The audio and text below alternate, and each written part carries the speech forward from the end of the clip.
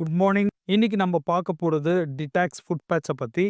இந்த டிடாக்சிஃபிகேஷன் தமிழ்ல நச்சு நீக்குதல் அப்படின்ற ப்ராசஸ் நம்ம உடம்புல நார்மலாவே எப்பவுமே நடக்கிறது தான்.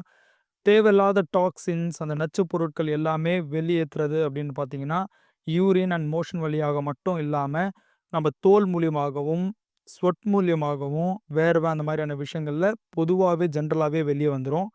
ஆனா, கால மாற்றத்தினால நெறைய டாக்சின்ஸ், நெறைய பொல்யூஷன்ஸ் எல்லாம் இருக்கிறதுனால, அளவுக்கு அதிகமான நச்சுக்கள் நம்ம சாப்பிடுற சாப்பாடு மூலியமாகவும், குடிக்கிற தண்ணி மூலியமாகவும், அது மட்டும் இல்லாம மாசுபற்ற காத்து, நம்ம யூஸ் பண்ற காஸ்மெட்டிக்ஸ், அது மட்டும் இல்லாம நம்மளுக்கு ஏதாவது ப்ராப்ளம், டிசீஸ் இருந்துச்சு அப்படின்னா, நம்ம எடுத்துக்கிற நெறைய மெடிசின்ஸ் மூலியமாக, அளவுக்கு அதிகமான நச்சு நம்ம உடம்புக்குள்ள போகுது.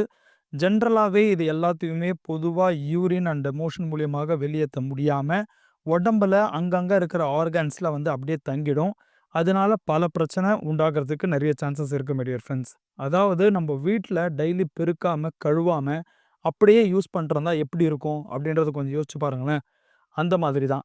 உடம்புல இந்த நச்சுப் பொருட்கள் அங்கங்க தங்கிறதுனால, அந்த உறுப்பினுடைய வேலை சரியா செய்யாம, பல பாதிப்புகள உண்டாக்குது. இதனால என்னல்லாம் பிரச்சனை வரும் அப்படின்னு யோசிக்கிறீங்களா? அப்படியே மந்தமா இருக்கிறது, சரியா மெட்டபாலிக் மூவ்மெண்ட் இல்லாம இருக்கிறது, சோர்வா காணப்படுறது, மூச்சு சரியா வாங்க முடியாம இருக்கிறது, அதே மாரி இன்சோம்னியா தூக்கமின்மை அப்படின்ற ஒரு மிக கொடுமையான ஒரு விஷயங்கள் நடக்கிறது. அது மட்டும் இல்லாம இளமையிலேயே வயதான தோற்றத்த குடுக்கிறதுன்னு பல பிரச்சனைகள வந்து இது உண்டாக்குது. இதுக்கெல்லாம் ஒரு தீர்வா வெஸ்டீஜ் பெருமையுடன் வழங்குறது அப்படின்னு பார்த்தீங்கன்னா, டிடாக்ஸ் ஃபுட் பேட்ச் அப்படின்றது. அது என்ன டிடாக்ஸ் ஃபுட் பேட்ச்?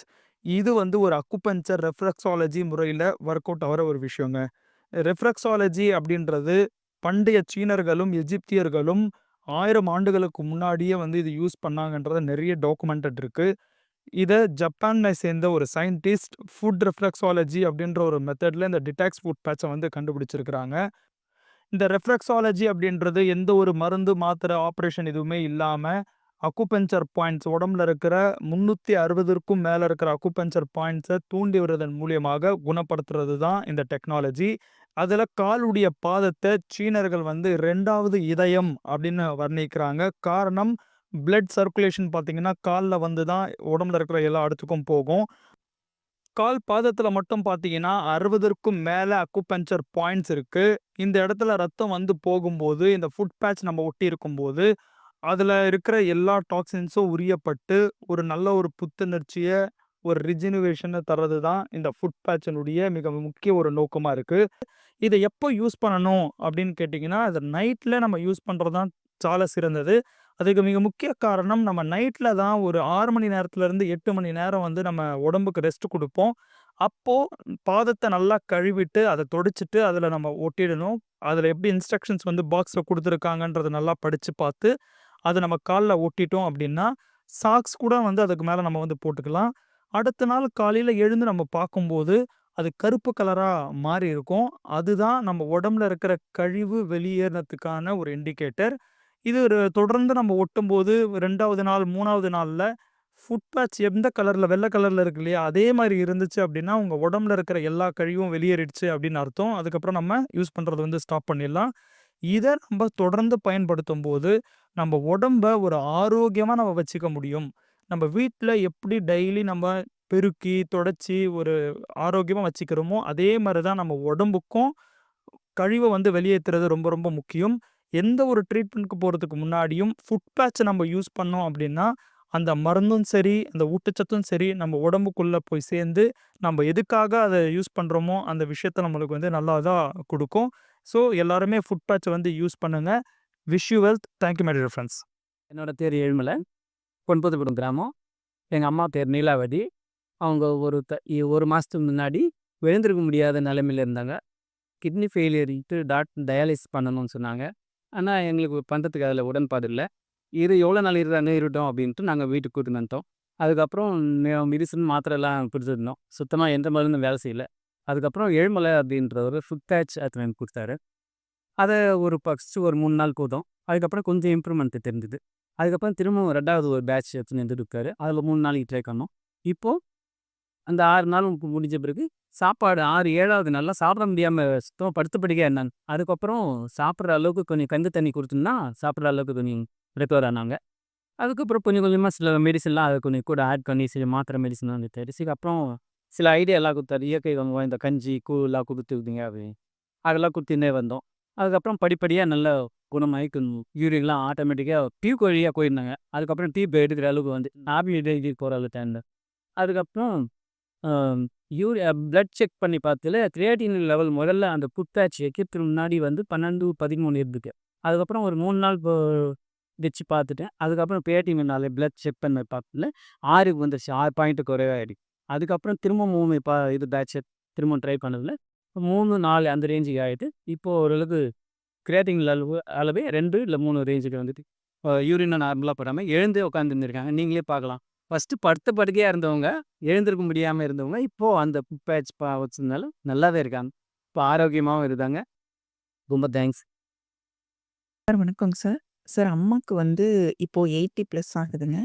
ஒரு 20 வருஷத்துக்கு முன்னாடி அதாவது ஷார்ப்பா சொல்லணும்னா 2002லிங்க அவங்களுக்கு முழங்கால்ல வீக்கம்.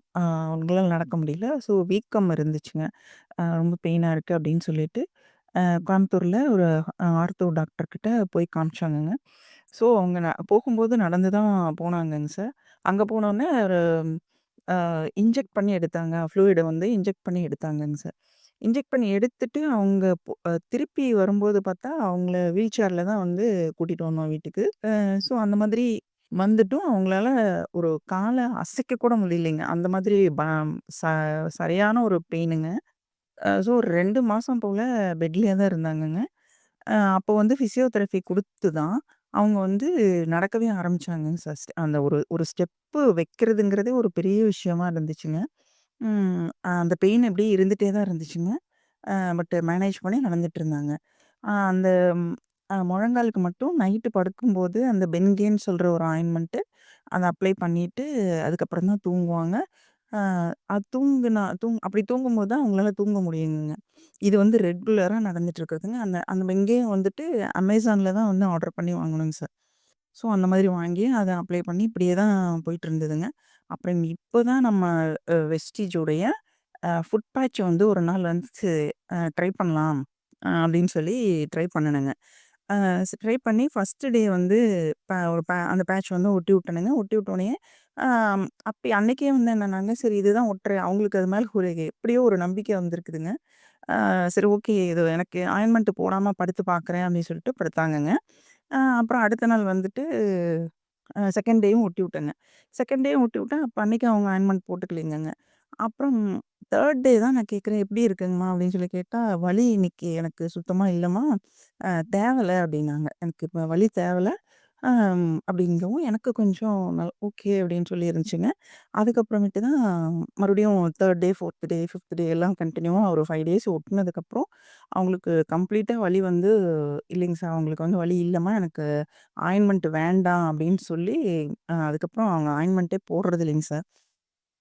ஸோ ஃபுட் பேட்ச் வந்து ஒரு நல்ல ஒரு ரிசல்ட் அம்மாக்கு குடுத்துருக்குதுங்க. அது மட்டும் இல்லாம, அம்மாவோட மத்த பிரச்சனைகளுக்காக வெஸ்டேஜோட சப்ளிமெண்ட்ஸ் ரெகுலரா எடுத்துட்டு இருக்காங்க. ஸோ அதில ரிசல்ட் வரும்பொழுது கண்டிப்பா நான் அந்த எக்ஸ்பீரியன்ஸ மறுபடியும் நான் ஷேர் பண்றேன். ரொம்ப ரொம்ப தேங்க்யூங்க சார்.